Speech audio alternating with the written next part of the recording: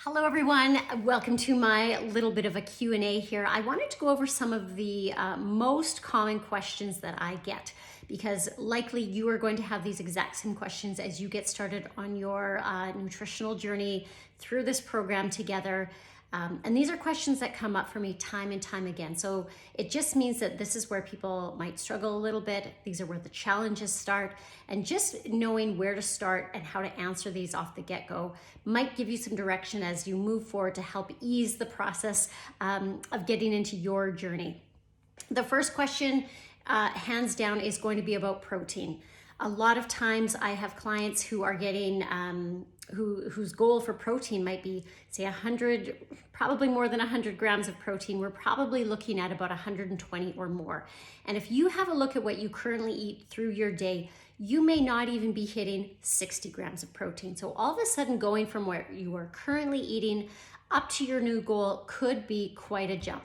The number one way to increase your protein during your day is to increase your serving size of protein. So if you sit down for dinner, you've made, you had ground beef, maybe you have chicken, maybe you have whatever it is your protein source is for that meal, I encourage you to weigh out what you would typically eat, put it on your plate on that scale, and see what that looks like. Because right there might be a heads up that, oh, I need to double how much I am having at this meal to try and ensure I'm working towards 20 to 40, for some of you, it may be 20 to 40 grams of protein per meal. If you are only eating 3 times a day and you don't care to snack, then you are going to want to put more protein into each of those 3 meals. If you do prefer to snack, maybe you eat 5 or 6 times a day, then maybe you can look at your protein serving being more around the 20 grams of protein per meal or snack. So it's just a matter of having a look at how many times you eat, doing a little bit of math to say, okay, if I need to get 120 grams of protein and I'm only eating 3 times a day, that might mean 40 grams of protein per meal or snack that you have. Prioritize that protein at each meal. So when it is breakfast or snack time or lunchtime or dinner time, or if at the end of the day you think, gosh, I haven't eaten any protein at all, think about what some great options could be for that meal.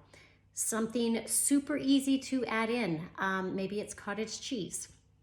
I always have turkey bite sticks on hand in the fridge because they are a fairly lean, quick protein snack. Plain Greek yogurt, even those small yogurt cups.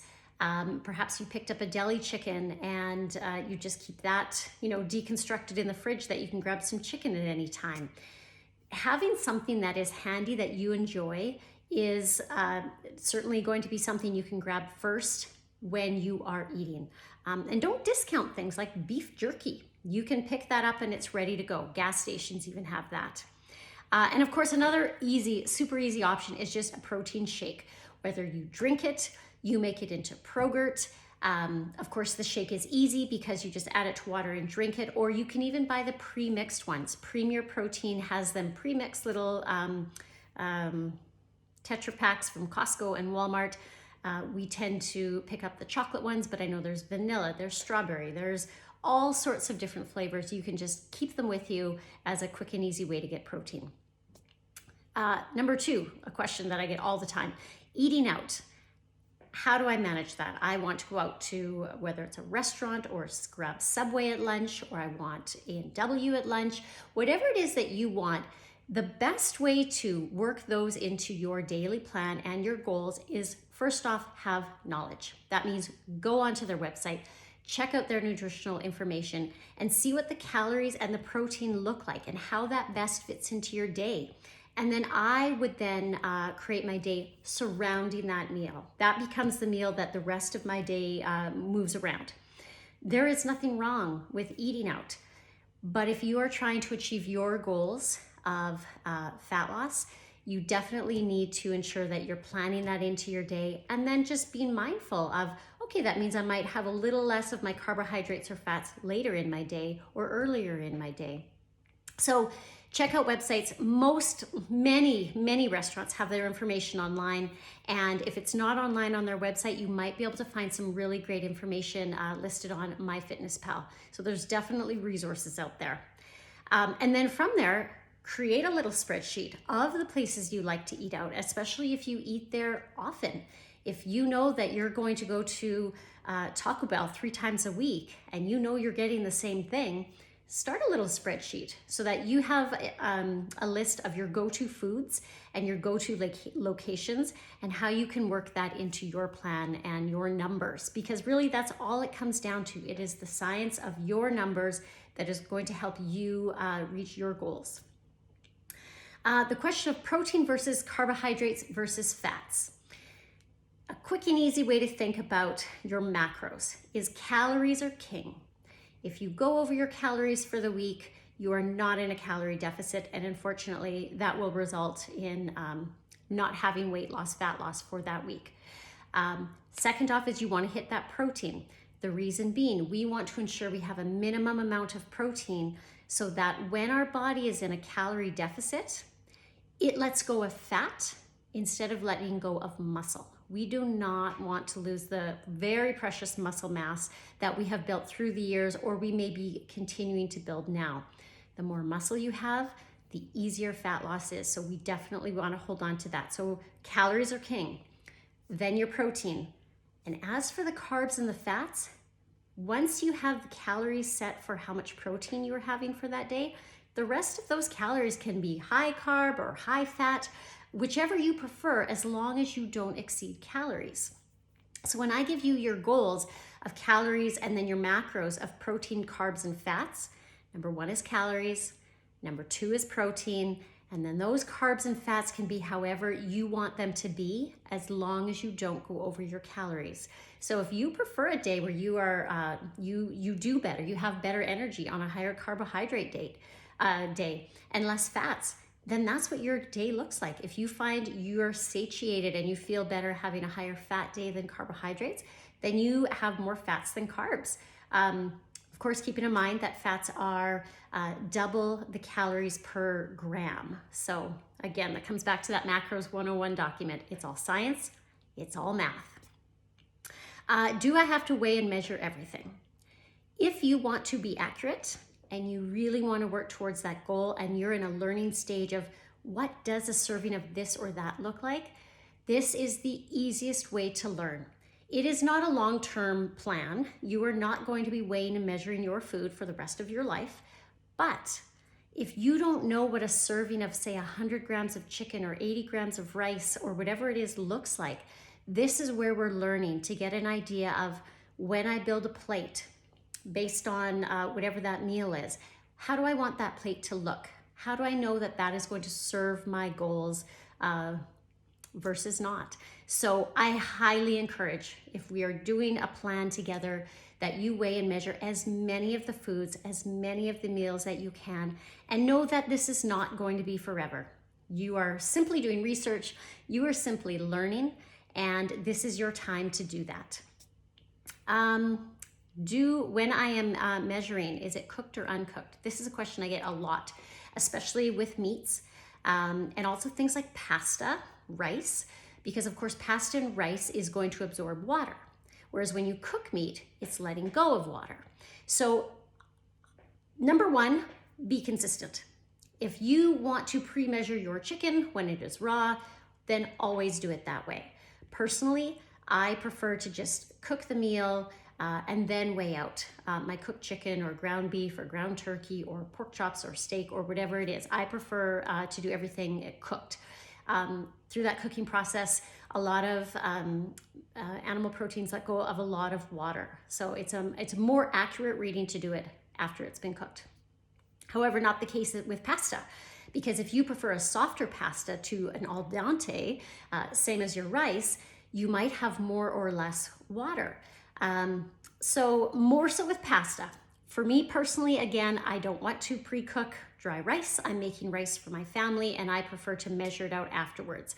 The one thing I will caution about pasta is have an idea of how many noodles an actual serving of pasta is for the carbohydrates, for the numbers, for what you're putting into MyFitnessPal, because it is staggering how little pasta you get for certain values of how many carbs and calories are going to be in pasta.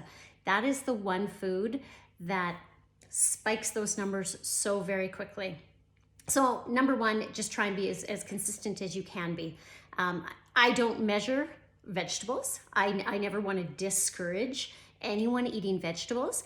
The only caution, of course, is something like potatoes.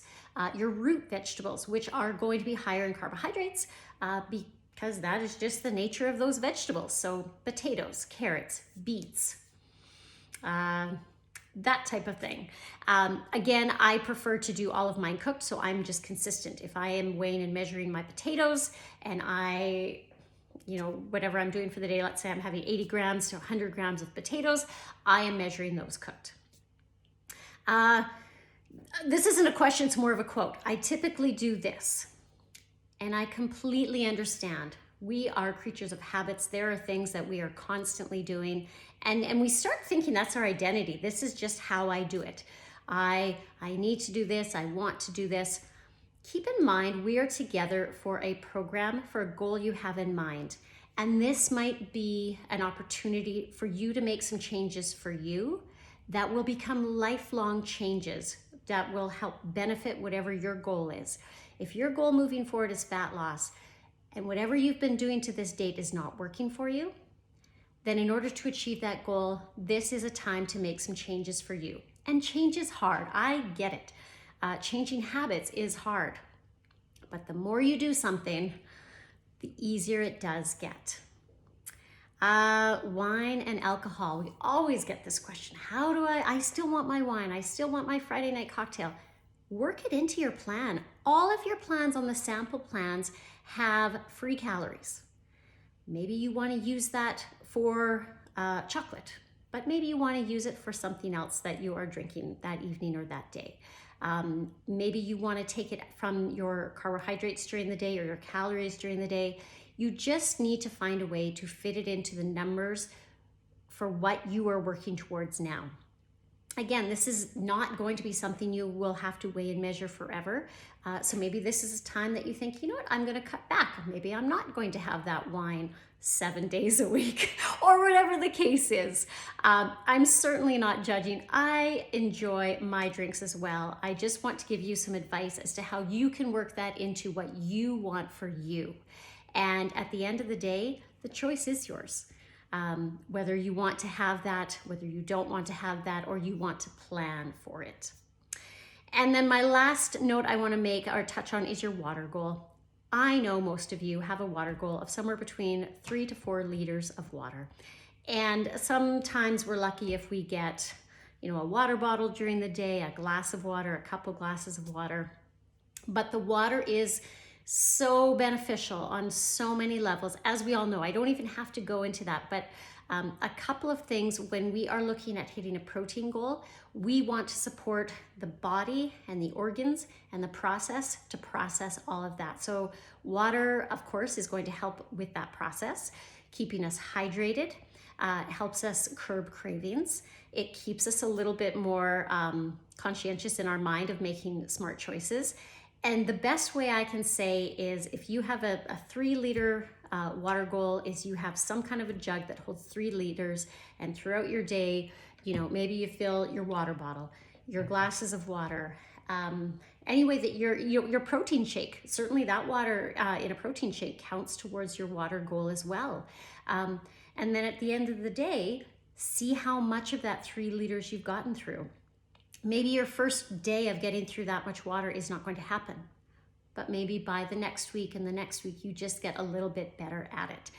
Sip water through the day. Make that a new habit to always have water with you, and you can just sip through the day. If you have a workout, draining a water bottle is an easy way to get almost a liter in itself. So these are just a couple of questions I always get. Certainly, if you ever have any more questions, I am always happy to answer them. And quite often we'll be going through questions and answer periods through the program. So keep those questions coming. Sometimes it's a challenge that we are just working on to create new habits. Because at the end of the day, to make lifelong and lifestyle changes, it's just a matter of changing what we are currently doing and changing those habits. Have a great day, everyone.